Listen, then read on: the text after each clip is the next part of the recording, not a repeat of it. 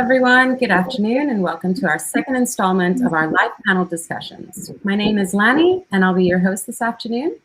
As a collaborative initiative, Trifork and GoTo have organized today's Tech Leader panel discussion, Accelerate Your Growth by Reducing Time to Market, with Matt Turner joining us from the UK, Marcel from Benthem, and Nikola Yovchev both joining us from the Netherlands.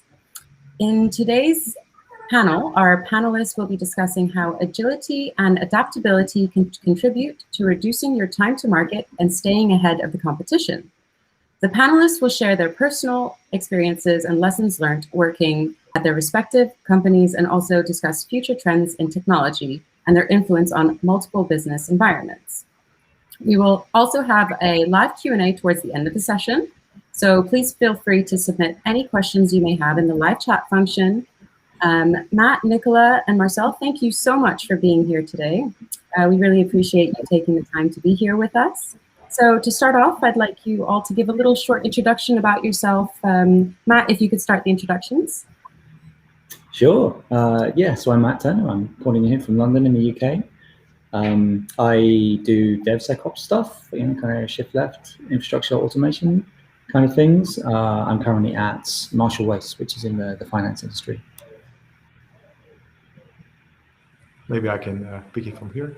My name is Nikola. I am originally from Bulgaria, currently living in Amsterdam for I don't know how many years, like 18. My company is called Relay 42. I am also in kind of DevSecOps. And Relay 42 is in marketing automation slash online ad serving. So that's our industry. Yeah, and I'm happy to be here. Right. Marcel? Yeah, so my name is Marcel from Benthem, working for Trifork. I'm Chief Commercial Officer, so responsible for marketing and sales from Trifork in Amsterdam. I've been in the IT services industry since about 1996, 97, I think. So from when the first modems appeared and websites, witnessed and have been part of quite a few digital transformations, I think, and they're still ongoing. So yeah, it's an exciting industry to be working in. Great. Well, thank you all for that. So I think we'll just kick off the discussion. I've got the first question that we've received in advance. So it's a question for all of you. How fierce is Sorry, that was a bit blurred. Can you hear me? Sounded like you were speaking underwater. Sorry about that. So the question is to all of you. Can you hear me better? Yeah, I can hear you now. Okay. Yeah. So how fierce is competition within your respective industry?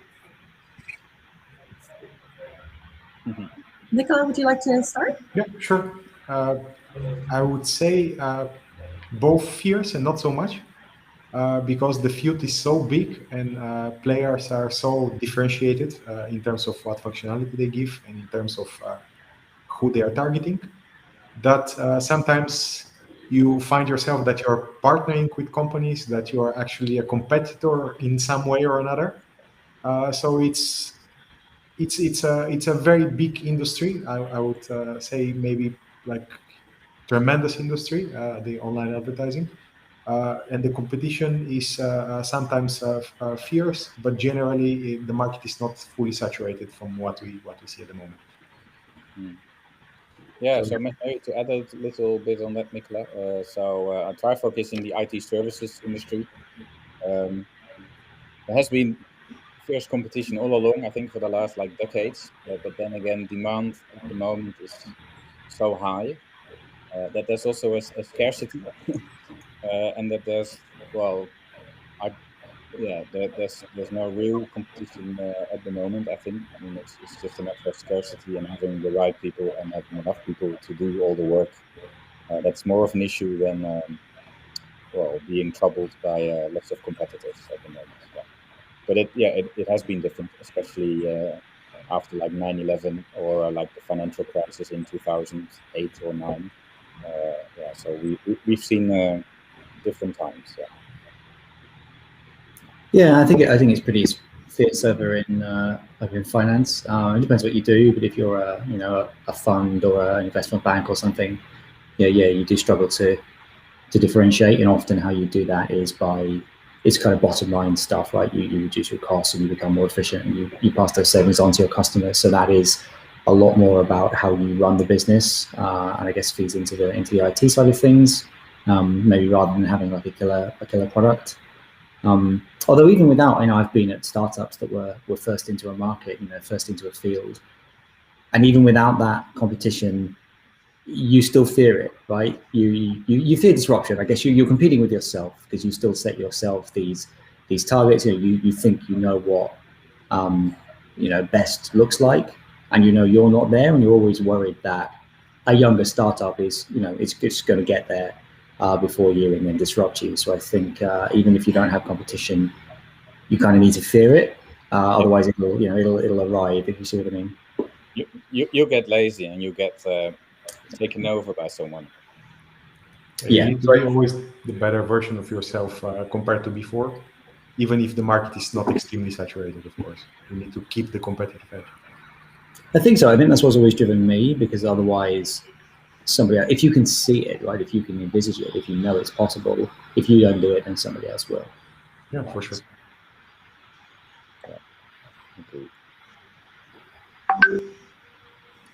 All right. And so then I'll move on to the second question, which would be, what do you think are the biggest challenges to stay ahead of competition in your industries? Marcel, would you like to start and take this one away? Yeah, sure. So for us, it's definitely being able to attract the right talent and to also retain them.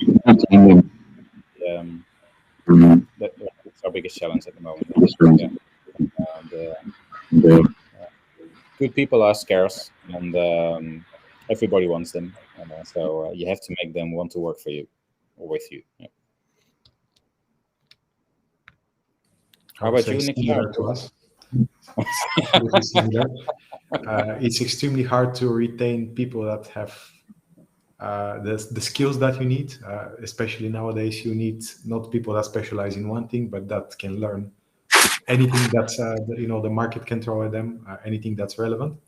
Mm-hmm. And you need people that continuously improve themselves, because if the company improves, if the company needs more features faster, more stability, just what was good a year ago is just not good enough anymore, because of more load, more ways to break your supply chain, by different security vulnerabilities. So everything is getting better and more complex. So you need people that kind of correspond to that pace. So for us, that's also the biggest thing.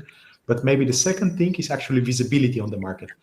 So because it's such a saturated, there's such a wide space, and there are so many solutions, at least in our field, that you can choose from, and they kind of overlap with one another. You have to shine somewhere. And if you shine, you have to also be seen. And that actually is an area that I'm not super good at. It's just marketing, like knowing the right channels to market your product. That's as simple as it is.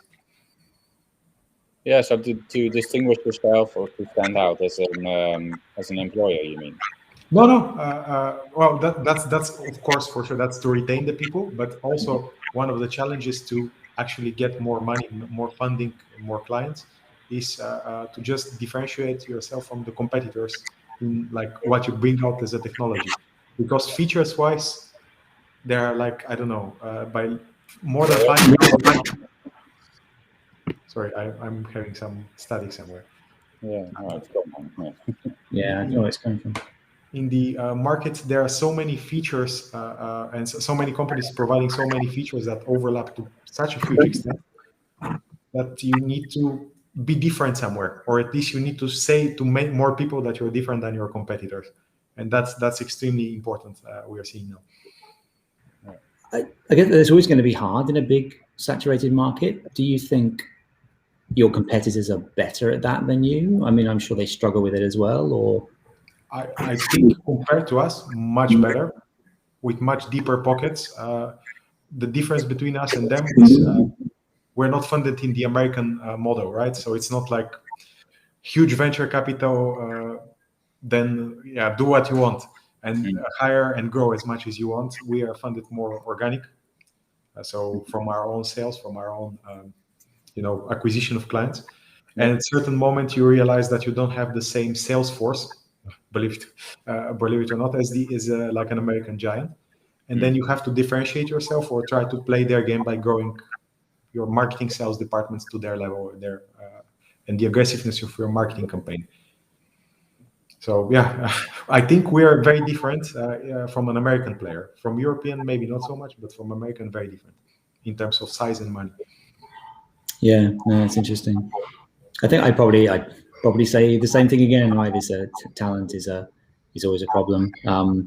Attraction, I guess, and retention, maybe they're slightly different. Like attraction is about finding the right people, even getting on their radar and then persuading them to work for you. If you make them an offer, persuading them to work for you over the competition. But then your retention, right, keeping them interested, getting them to stay, motivating them to work, in your best interests, and to do the last 20% of projects that are, the testing, that kind of stuff. Like people are happy to come on board, I think, and get experience, and maybe if you've got a good name, get that on their resume. But getting people to stay for the long term and really affect that strategic change is maybe a slightly different problem. But yeah, both of those things, and then maybe data. I would say there's just so much. So much of a lot of industries now is about getting lots of data feeds, getting insights from them, knowing what to do. So many people are employed as sort of data scientists now, and obviously there's the explosion in artificial intelligence, if you want to call it that, statistical inference. So just getting all of that data, storing it, understanding it, getting the people and the technology in place to be able to make the most of all the data that's available out there. Like, it's a very difficult, it's not just a technological problem. It can even be a commercial problem. You can have to pay for a lot of data sources. So I think that's something that companies struggle to adjust to as well. And I think it's very valuable in a lot of industries. Yeah.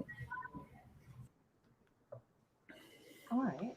I had a look at the website of Marshall Wace this afternoon, Matt, and it says alternative investment solutions.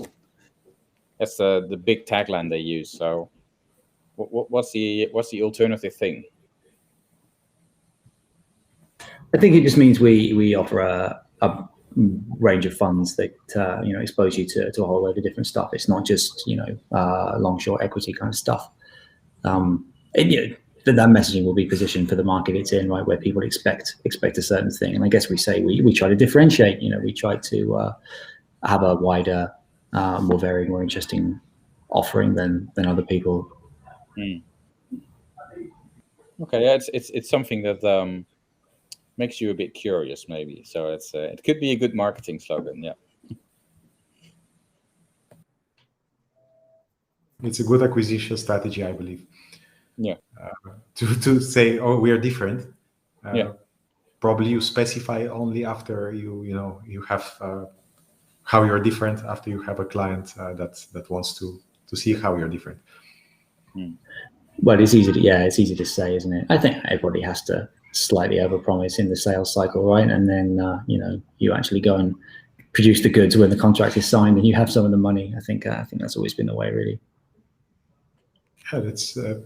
We've seen, at least in the past, that our sales cycle was very much far away from what we actually had, and something that's extremely upsetting, of course, for the developers that have to deliver now in a hurry because the contract is signed fast.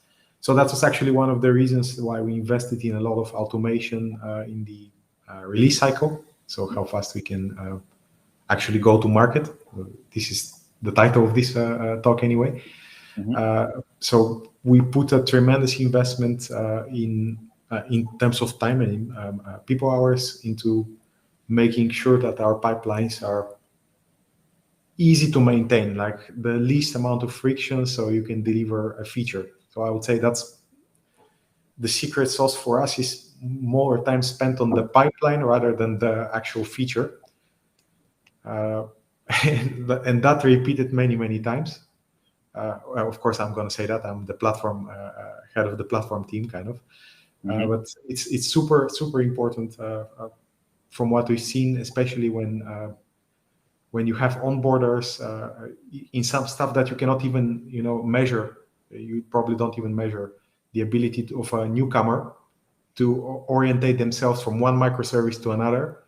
The more similar they are, and the more your tools are nice and helpful for them to orientate themselves, the faster you can get something out of this newcomer. So we put a big amount of effort there, I would say. Yeah, and I think you're right. That gets exactly to the point of this, right? Agility and adaptability.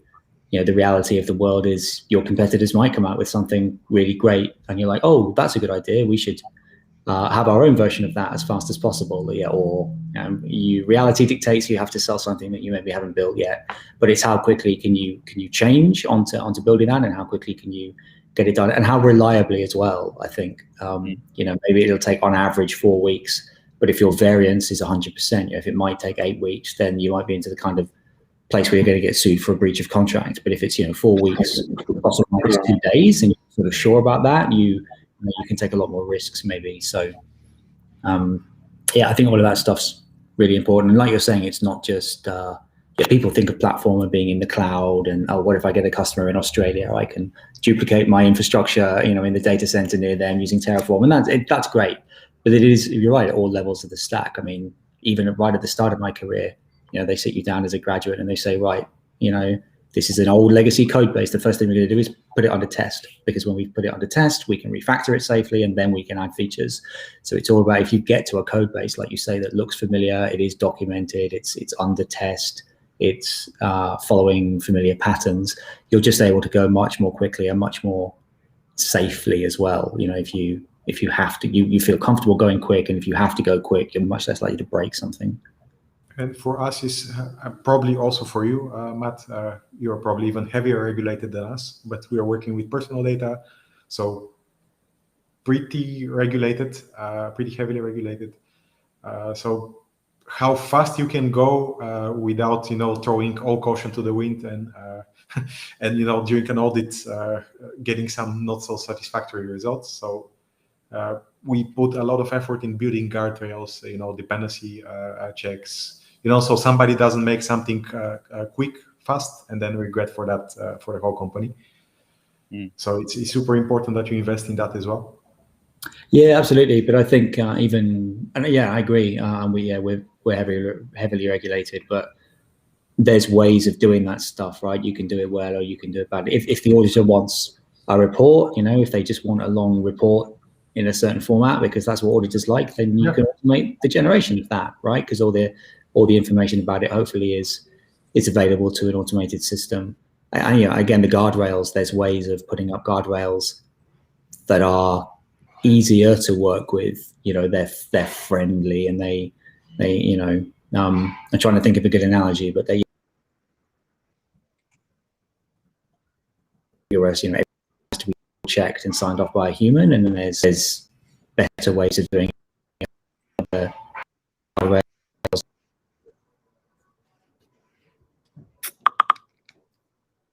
At least for me, Matt is frozen a bit. Yeah, for me as well. That's Brexit again, taking its toll.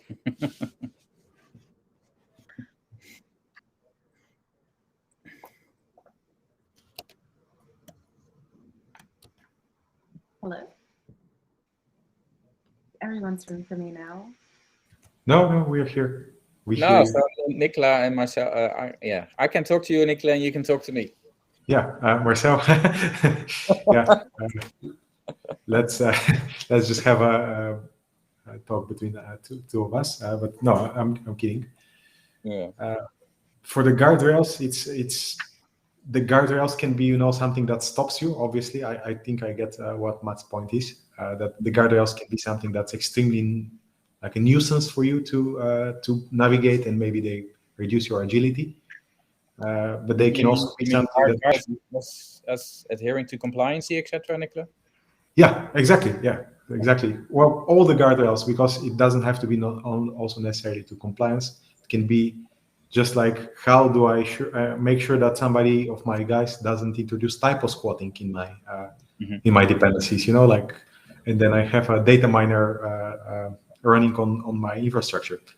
So you can go very heavy-handed and have some guy just checking all the dependencies, at the end of the month or whatever, or you can automate it. I think that was the point that Matt was trying to make. You should make it work for your team rather than against it.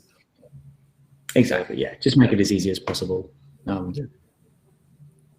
So, for example, we have in our team, we have a compliance requirement, pure separation between people who can develop the code and people who can deploy the code, which is very hard if you're DevOps.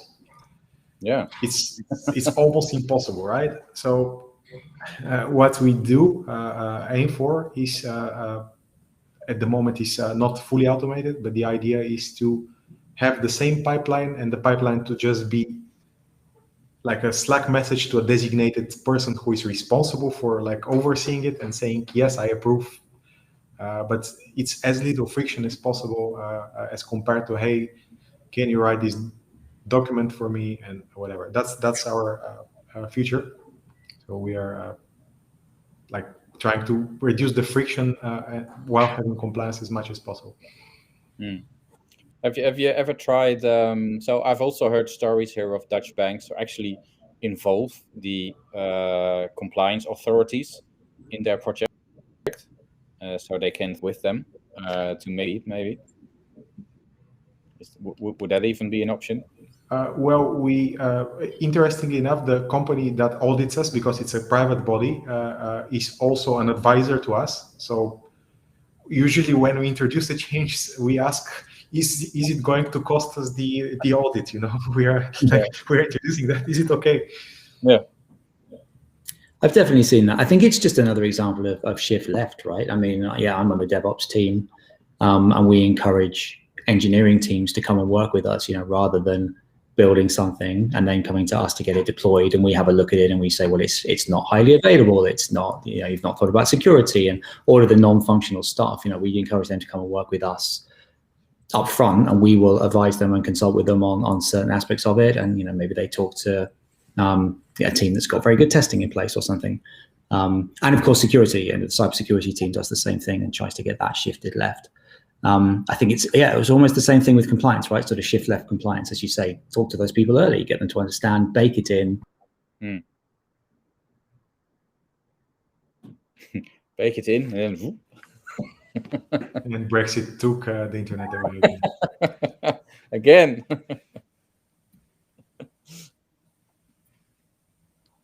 I'm sure he'll come back, but yeah, I was also having some issues. I had to switch to a different room. I do have a question for you, Marcel. At Trifork, you communicate that you're at the front end of innovation. How do you ensure to deliver this goal to your customers, and what value does it add to their respective industries in defending their market position?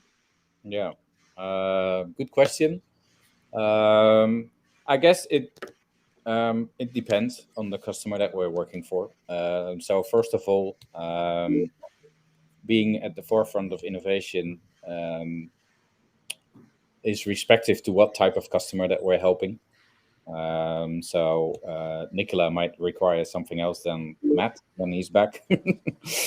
So I mean, it's the customer's business that we're working for, and what we try and do is partner as closely as we can with our customers and provide them with the IT services they need. And that also means that we challenge them,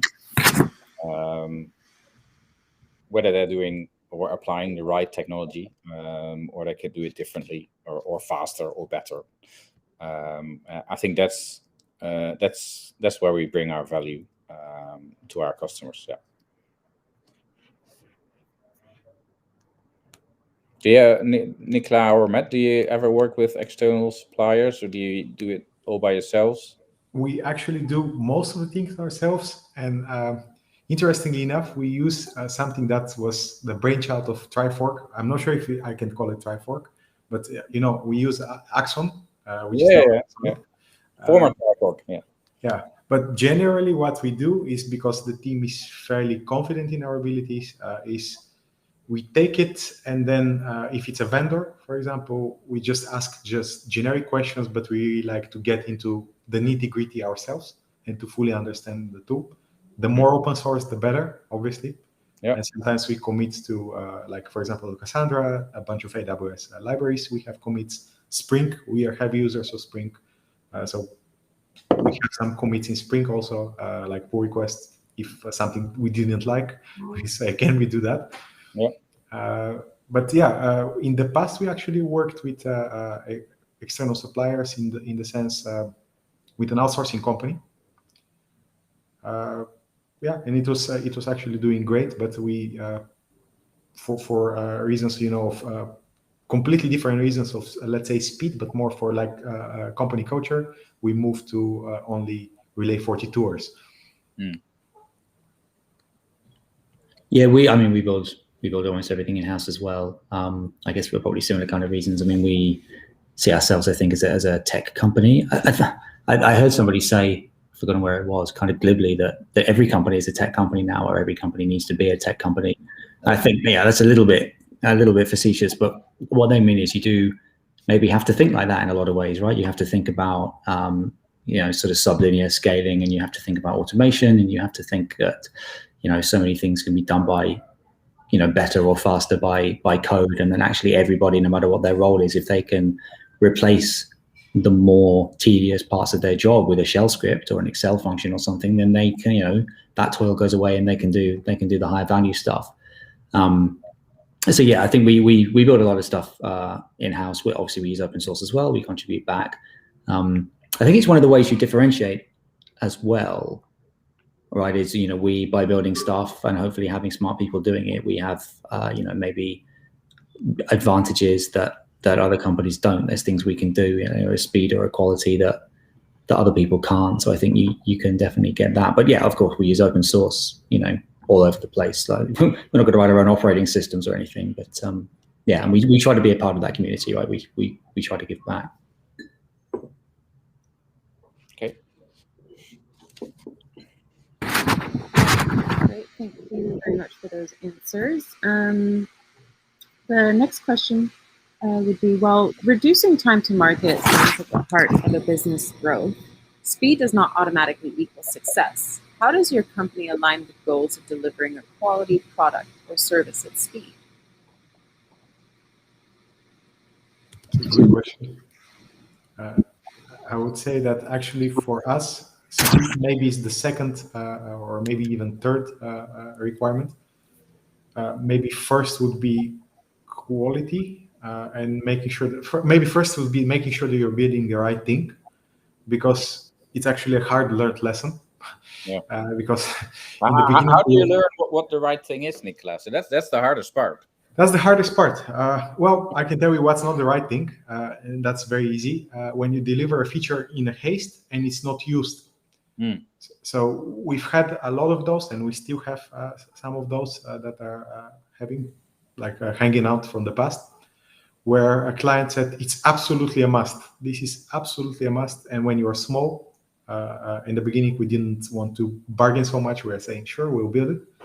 Then it was delivered, and then 9 months later, a year later, it's not used.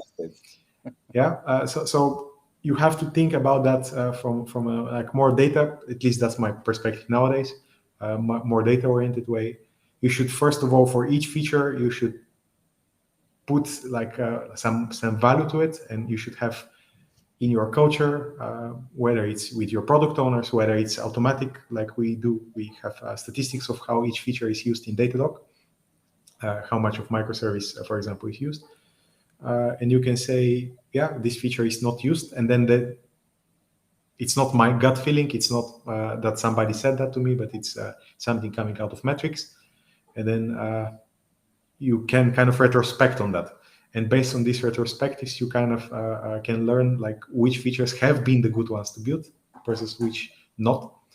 and that's only the past, right? So now we are at the future, and I believe that you can use all the knowledge that you've had from the past, like this feature was not used, this was not used, this is a flaky client, and they take them like it takes them like 1 year to adopt anything that what we deliver to them. So based on with all that knowledge now, you can decide and prioritize knowing all those things. Otherwise, it's just stab in the dark. Yeah, I think I was going to say something similar, that, you know, speed is nothing if you don't learn from it, right? Getting features out fast is no good if you don't have the data available, if you can't tell whether something's being used and being successful. And if you're not actually going to change something, right? If you don't have the culture and the people where if you look at that data and it says, you know, this product manager or this founder had this idea, they were really keen on it and we did it and we've measured it and it's just not being used. You've got to have the culture where that, it's not the person that's wrong, right? But you've got to be able to challenge the idea and you've got to say, look, the data says this isn't working, or it could be working better. There's an opportunity cost. There's other things we could be building. So I think that speed, why do we do speed? I guess it comes from the sort of lean stuff and maybe the agile stuff that was around 15 years ago now. That's all about iteration, right? That's all about testing experiments and not leaving any hypotheses on the shelf, right? So I think that's what speed is all about. But yeah, maybe people have taken it too literally and are now delivering bad quality, right? Everything is in the name of speed. I think you can do both. I think you can go as fast as possible at the quality. You fix the quality bar, especially if you're regulated. You maybe don't have a choice, and then you go as fast as possible because there's other axes to this, right? There's other elements of the product. Maybe it is high quality and it is fast, but you only make a little bit of it. You have an idea for a feature and you just do the first bit and you see if anybody uses that, and that gives you an indication of whether they want something else. But you can do that fast and you can do that to a good quality. Or maybe the design doesn't look good. There's other axes of the product that you can sort of reduce. It's not just speed and quality. And there's other things you can do in your business, right? I could go faster and to a high quality if I had more people or better people or more money, or if I'd automated things and reduced the toil, or if I let people work from home and they get their commuting hours back. There's all these kinds of things you can do. So I don't think it's as simple as either or. I don't think it's zero sum. Would you say, Matt, then speed has also something to do with the speed that you're able to gather or acquire new data on whether the stuff that you're building is the right stuff or not? So is it more like about becoming data driven and using that data in order to determine whether you're building the right stuff or not? And the speed, you can make a decision, I think, based on it as well. Like if every change to the backlog or to design requires meetings and sign off, or if you trust somebody to look at the data and to do something, even if they do something a little, right, you trust them to look at the data and just make a decision without any kind of committee or meeting, maybe just to push the code. But all they would ever do is make a small change, and then you look at the data for that in 1 week's time, right? So you're just nudging it all the time. Nobody's ever going to do stop the world, we're going to redesign this whole product, it's going to take 3 years. Yeah, but so then you get into the discussion, I think, of autonomy, mastery, purpose, that sort of stuff, the Simon Sinek stuff. Well, right, and that plays back to that's a lot to do with the retention of good people, right, that we were talking about earlier. I think you can definitely give people autonomy, and by feeling that they are connected to the customers like that, and by feeling that they are sort of have control of the product's destiny, or at least a part of it, I think that gives people a sense of purpose, and maybe even a sense of mastery. I became a good programmer, great, but I'm also doing some design stuff and some product stuff, so maybe I'm sort of master of this thing that I do, but I'm not just making it up. Like I'm not trying to be an expert at every job. What I'm doing is I'm bouncing off those nice friendly guardrails that have been put in place, and I'm not making completely blind decisions. I'm looking at data. So there's as much as there can be to help me while I'm doing it. I think the next thing to know is also it's very hard to build an organization that would tremendously improve the speed, is building the culture of when the data is missing, because if you have some more people that are just put in a system like that, and they just accept the system and they are accepted with all the benefits and limitations, then it's good. Probably it's good, especially if you've built good guardrails for them and good data sources for them. But you also need people that think like, is this good enough? Repeatedly, like, do we have all the possible data sources to make all the fast decisions? Are we maybe not stalling somewhere because somebody has to approve something? Can we give the most autonomy with the most, informed decision possible to each of the teams? Mm-hmm. Because only then you can get the best results. And then from my perspective, what I've seen is you need people that's their only, like, how can we improve the data gathering and reduce the barriers for team to be their best selves, right? So if you have developers, they're thinking maybe in terms of features, but how do you, like, you have a simple Scrum team, like a product owner, and they're thinking in their corner, and maybe like, bouncing up different requirements, maybe interacting with different systems. But how do you make sure that these guys are not only thinking within this team, but maybe like, what if we merge this system or merge this data source with that data source? And you need to talk to them about that. And hey, this is also a possibility. It's possible to even create new data sources or have new thing for your KPI, not only uptime / response time, maybe something else like that's related to the business as a whole. And we recently actually had, a year ago, we have, in separate teams, we have different KPIs for how uptime is their system, how much is their uptime, and what is their latency. It's perfect. But if you look at it holistically from the top perspective, it's maybe one system calls the other. So the total usability of the system is only if those both systems are working together. And that's maybe not a good border, first of all, to be by two separate teams. So that's one thing. And the second thing is the KPI should be a shared KPI, because at the end, the business benefits only if those two services are together. And you need specifically, my point is, you need specifically people to think of what are the next options so we can get more data sources and get just better benefits for the business as a whole, holistically, like looking from outside. So they need to think about their team's perspective, but also the bigger perspective. Exactly. Yeah. How do you get that done? I mean, do you have a culture where that's ground up, or do you have somebody with ultimate responsibility? I'm thinking, you've got one service calls another, both have 5% downtime, say. So they both have this, they're both as bad as each other, and that adds up to more than 10, right? 5% times 12%, or whatever it is, and it's too much. Each team says, well, it's not our fault. We're not the worst one here. Like, we've got features to add. The other guys should improve their quality. Like, how does your organization deal with that? I'm not saying that's the best, because I can imagine that actually sometimes counter to actually feature adding. But in that place would be my team, which is kind of looking for operational and development excellence, only for that, like operational and development excellence of all the teams.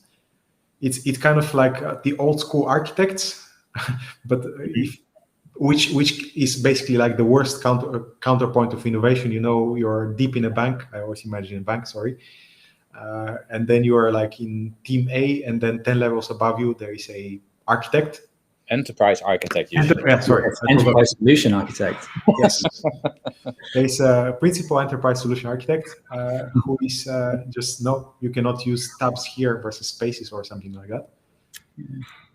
So that's definitely not what we're trying to do. It's more, we're trying to build some sensible guardrails in constant communication with the teams and team leads, saying, okay, what is important for you, and have you thought about that? So it's mostly what we're trying, my team specifically is busy with all the time. And I think it counterbalances the other teams. Yeah, no, that is interesting though, I think, because what you describe is maybe like the Google model of SRE, right, which is a team that is, as you say, completely responsible for operational excellence and for reliability. That's what Google sets out in the SRE book, but it's quite an extreme sort of stance. Actually, it's not that common, right? I mean, the word DevOps is very badly defined, but you think in a lot of companies, it's the you build it, you run it. It's giving development teams the skills and the tooling to deploy stuff and to own their own their own operations. You actually, and people throw around the word SRE, but I think SRE is really the opposite, which is saying no, development teams don't do that. SRE owns it, so that, as you say, like at a company-wide level, for this set of users, this app, this API endpoint, there is a quality target of this, and I don't care whether there's one microservice or 1,000 behind that. This is the SLA, and if we're not meeting it, that team will go and do something about it. So it's interesting you've sort of structured things like that. In reality, it's only one SLA, and it's the outgoing services, right? So if I sign a contract right now, if somebody signs a contract with us, the client doesn't care if there are 1,000 microservices behind it or one microservice. They want uptime and the whole feature to work 99.99% of the time, right? So exactly. But I think if you have, if you say, oh, we're doing DevOps now, and every team, quality, uptime is everybody's responsibility. Every team should, is now, has the ability to deploy things or not deploy things, and you shouldn't do risky deployments, and you're in charge of your own uptime. All of those 1,000 microservice teams are all trying to be the second worst, right? They're all trying to go as fast as possible, but not be the worst because they know they're going to get told off. So you just have this race to the bottom on quality if there's no maybe central ownership of it. But yeah, you don't have an architect now, thankfully, but you've got a sort of an expert operations team. Yeah, kind of. Maybe you can do it with 1,000. I've just never seen it work with the sort of 1,000 teams and no coordination. I wonder whether anybody's built a culture or something where that does work, but I haven't seen it yet. We are much smaller than Google. So I think coordination is also a bit easier in that regard. And also to share like, okay, you can still see the infrastructure, it still fits in the mirror board. With the detail, it still fits in the mirror board, and it's not like the team is just responsible for this and they iterate as much as they want in a vacuum, not caring about anybody else. This is a counter initiative, and as you mentioned, it's a race to the bottom for everybody, because like you have no initiative to be the best, you have initiative to be the second worst. Yeah, and then still there's the human factor as well, like we encountered with Facebook earlier this week. So. Was it the human factor confirmed? I don't know. That's what I heard in the news this morning. That it was one of the operators that brought the systems down, and they had to go in the data centers and physically reboot and start up the service again. Yeah. I don't know. I don't know if this is what we're here to talk about, but yeah, I don't. Saying it's a human factor, I don't like the idea of sort of the whole root cause analysis, right? Something went wrong, so there must be a single explanation. There's either a person who did something, malicious or incompetent, and we fire them, or there is a system that failed and we fix it. Like there's a lot of research saying that it's more like contributing factors, right? So there'll be several things that went wrong. So yes, a human typed the wrong command and pressed enter. Why on earth did any of the systems allow that command that was going to take Facebook down globally to execute? Like where were the other humans checking it? Where was the canary rollout? Where was the linter that just said, that's a very silly command to run, we're not going to let you do that? So yeah, maybe that person was incompetent, maybe they were malicious, maybe they were tired, maybe they made a genuine mistake, who knows? But there were other contributing factors, I guess. Like I don't know anything about this, I'm not having a go at Facebook, but I think incidents like that, there's never just one thing. So yeah, there could be a human. Yeah. I also never see a root cause. It's usually like the system is too complex. Yeah, it's like a bunch of factors that contribute. Of course, one system broke at the end, or two, but there's not a root cause. Yeah, like if one brake fails on your car, that's bad. It should have been maintained properly. It should have been designed well, but it could happen, right? It's only a real issue if you don't have any other brakes, right? That's what you have for. So yeah, fair enough. All right, well, the next question was, race against time is not the only challenge companies encounter. Companies also face security issues and stakeholder misalignment. To what extent is this true for your respective companies? Industries, I mean. And companies. I would say for us, stakeholder misalignment is maybe the biggest. I always say that the biggest problem, even in incidents and root cause analysis, is communication something was not aligned, something was sent when it shouldn't have been sent, an email was sent, then retracted, oops, sorry, we didn't want to notify you about that. For us, this is the biggest, which is probably like the fact of a siloed company. And what I've noticed is that you can break a lot of silos within, like, let's say you let the developers do their security, you let them do their testing. Everybody is kind of very aligned there. But if you just do that, then you have sales is not aligned, marketing is not aligned. And like you need to introduce some, I don't know, DevOps principles to sales and marketing, it feels like, in order to have a proper running company, so they can also iterate, so they can also have fail safes and all these stuff. And we are definitely not there, I can tell you that. But it seems that that's the only way. So how do you align with your sales and marketing teams and Nikola? Are they like different departments, or are you, sort of multidisciplinary team together with like a sales or marketing guy? Or no, they're, as you can imagine, like siloed, like sales, marketing. Of course, they talk, so they have, I guess now, very frequent actually meetings where the most common agendas of the day are, outlined, so everybody's aware. It can feel like a massive waste of time to the person that's like just the recruit that's in the sales. Like, why do I need to care about this marketing campaign? But it feels like also something that is very important because it brings awareness of the whole company. It moves more as a whole. So yeah, I'm not sure what they will say, but I wouldn't change that. It needs to have a bit more awareness. Otherwise, it's just like corpo memos every 6 months, which just doesn't work. Yeah, I mean, I've seen that. I was with a company that was arranged a little bit differently, organized a little bit differently, and it had kind of applied DevOps principles, I guess, to that kind of thing. So marketing was not as well. Marketing was separate, but it wasn't. Okay. I'm hearing myself like amplified 1,000 times. I'm muting myself, so it's not me. Yes. What was I saying? Right. Yeah. So marketing was a separate department, but they were internal. They were part of the company, but they were meant to be more like an agency. So like a marketing agency. So every team that made a product, you didn't finish it and then throw it over the wall to marketing, right? So devs didn't throw code over the wall to test, and you didn't throw release 3.0 over the wall to marketing. You worked with them up front, and sort of shift left way, but you tried to engage them, and they were more like a consultancy. And you said, right, we're the team that owns this thing, and we're responsible for it, and we're gonna, build everything, and then we want to see that it sells well and which parts of it get used, because we're going to double down on those features. So kind of using marketing as a sort of service, in the same way that hopefully you might go to a DevOps team and say, right, well, I have an incentive to,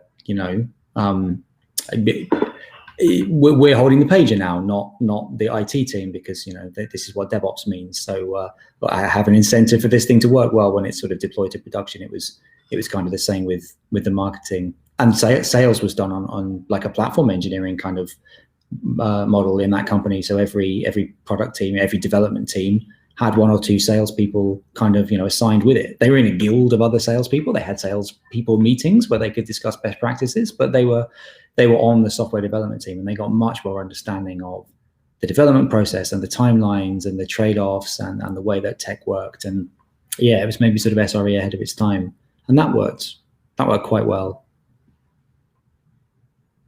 I can imagine that you set it up from the beginning like this. And yeah, that's why you got such success, right? Well, right. I mean, you get other problems. So then the sort of, the product, who's the boss of that organization then, right? So you end up with the development teams sort of using everybody else as a service. So who really runs the development team? It's probably the product owner. So you had all these product owners. Then they were the silos, right? It wasn't by function, it was by product. And it was quite a small company that looked in some ways like a massive multinational, with all these siloed product divisions fighting each other, but they weren't, huge divisions of a big company. They were like four-person development teams plus a salesperson plus a marketing. So there were definitely downsides, but yeah, it was really interesting. And you just made me think that actually this was quite a long time ago. This was the first job I had, and it was a lot like the sort of DevOps engagement model, but maybe before its time. But it reduced a lot of friction in some places and it added it in others. It made those teams more agile, for sure. Did it make the company as a whole more agile? Was it easy to make big changes to the way that go to market happens? Maybe not.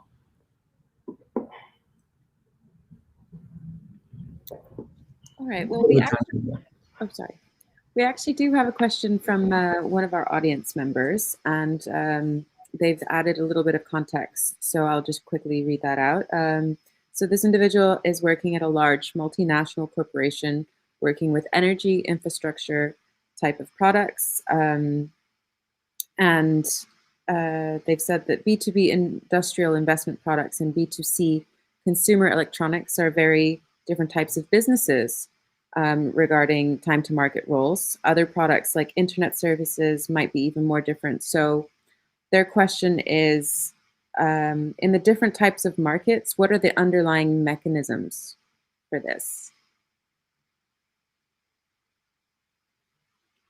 I think it's going to be very tough for me to explain about electric engineering market.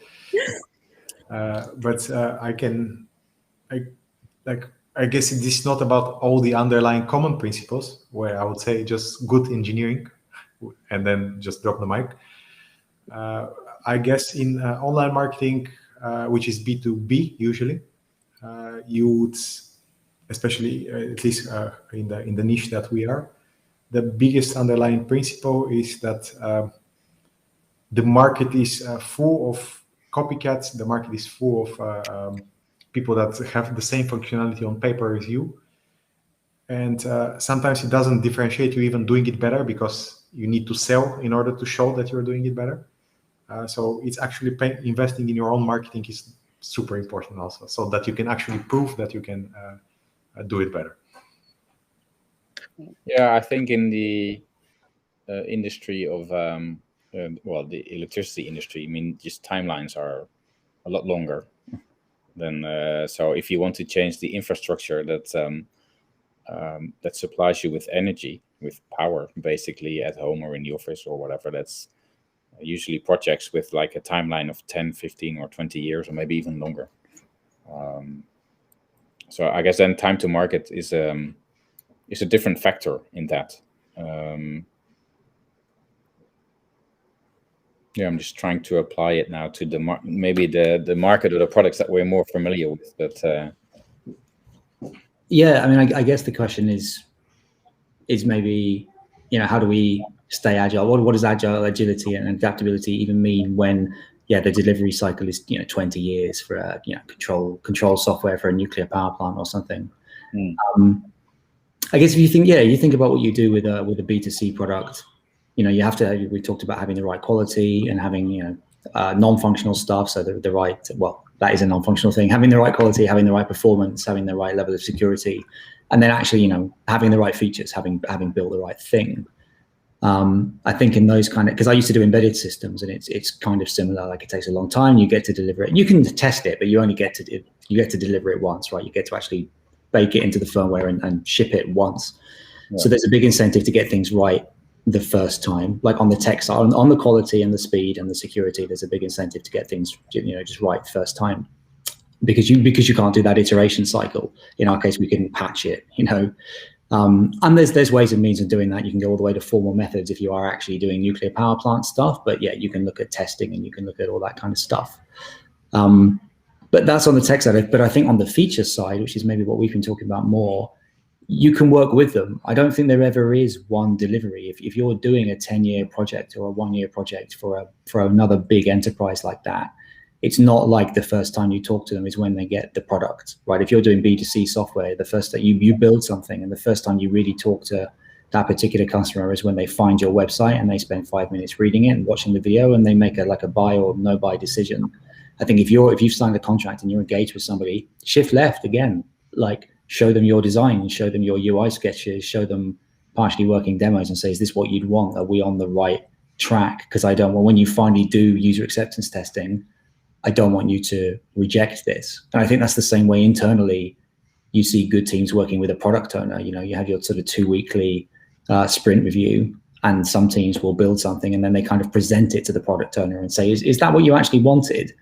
And I think the way to do that is to talk to the product owner every day and say, are we on the right track? You know, are we going? And then the sprint review just becomes like a fait accompli, right? It becomes more of a you and the product owner together as a team, showing wider stakeholders, you know, what you've built, but you know it's the right thing. So I would say, yeah, kind of work with them, shift all of that, because it's about getting feedback. Like, you can get feedback if you have those big commercial relationships. You can shift that stuff left. And the tech, admittedly, you know, the actual code might not be tested for real in terms of its performance and its quality until it gets out there. So I think that's classic software engineering, right? Get out your books from college on testing and resiliency and high availability and all that kind of stuff. All right. Well, we are running kind of out of time, so I just want to do a quick sum up question. And that's to all of you. What should the take-home message for our audience on how to maintain your lead in a hyper-competitive market and protect or increase your market share using technology? And what would be your advice for your respective industries? If I can have something catchy, it would be just do proper engineering always, all the time, and don't compromise the quality, the tests. Just don't compromise anything technological. If you iterate on that repeatedly, you're going to get, at the end, a much better product as a whole than if you compromise. So almost never compromise. Don't listen to the product owners. Yeah, mine would be to never sit still. So once you think you've reached your goals, then set them a bit further again and go after those, because otherwise you get, I don't know, maybe a bit lazy, and someone will become faster or better than you and overtake you. And so it's always look around you.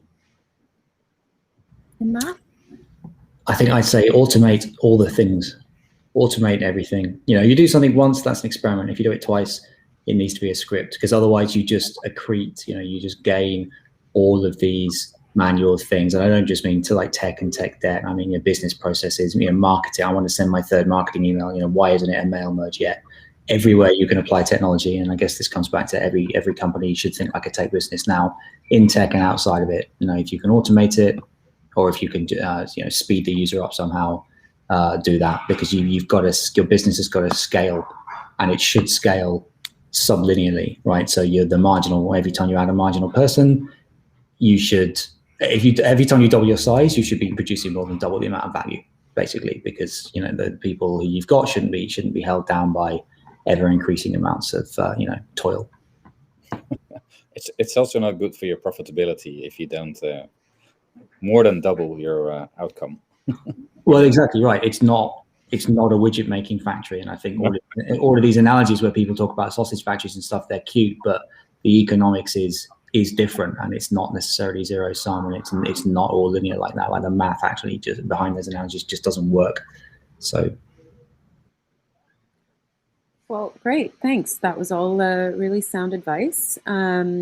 I'd like to thank all of you for your time today once again.